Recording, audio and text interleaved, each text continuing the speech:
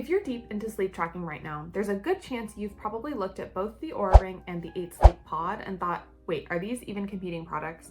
Because technically they both track sleep. And honestly, after using both, I kind of think they solve completely different problems. And that's what I want to talk about today. Not which one wins, because I genuinely don't think this is a simple winner-loser situation. I think it's more about what type of person you are and what you might actually want out of sleep tech. If going to sleep feels like a nightmare, you're not alone. Welcome to the Sleep Circle, where we talk about what actually helps, from sleep gear and calming routines to science-backed tools and real-life experiences. I'm Maggie, and today we're talking about the 8 Sleep Pod 5 versus the Oura Ring. So first, here's the biggest difference in one sentence. The Oura Ring tracks you. The 8 Sleep Pod 5 actively changes your sleep environment. And honestly, that changes everything. The Oura Ring is primarily a wearable health tracker. It's focused on collecting data about your body throughout the day and night. You wear it all day, all night, and it tracks things like sleep stages, heart rate, HRV, body temperature trends, activity, readiness, stress, and recovery. It's incredibly good at giving you insight into your overall health patterns.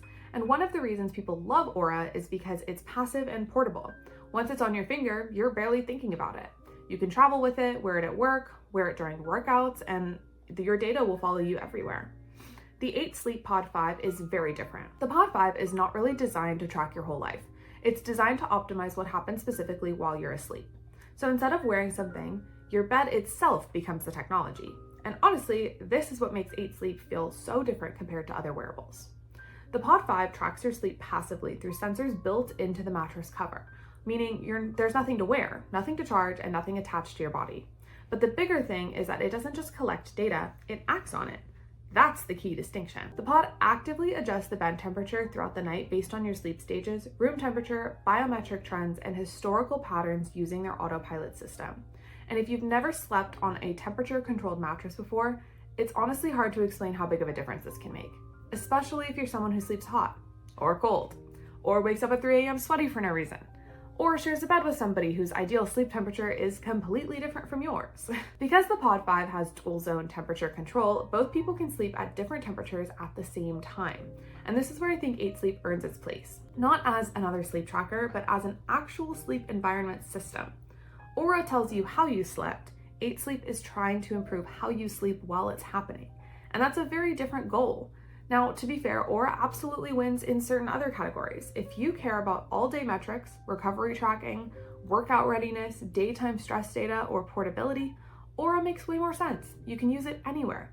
8 Sleep obviously stays attached to your bed, and if you travel a lot, that matters. Also, Oura is a much lower commitment financially and physically. An Oura Ring is easy to test. An 8 Sleep Pod is a full bedroom purchase. And honestly, I think that's part of why people hesitate with 8 Sleep initially. It's not just a little gadget, it's an infrastructure. You're changing your mattress setup, adding the hub system, water-based temperature control, app integration, all of it.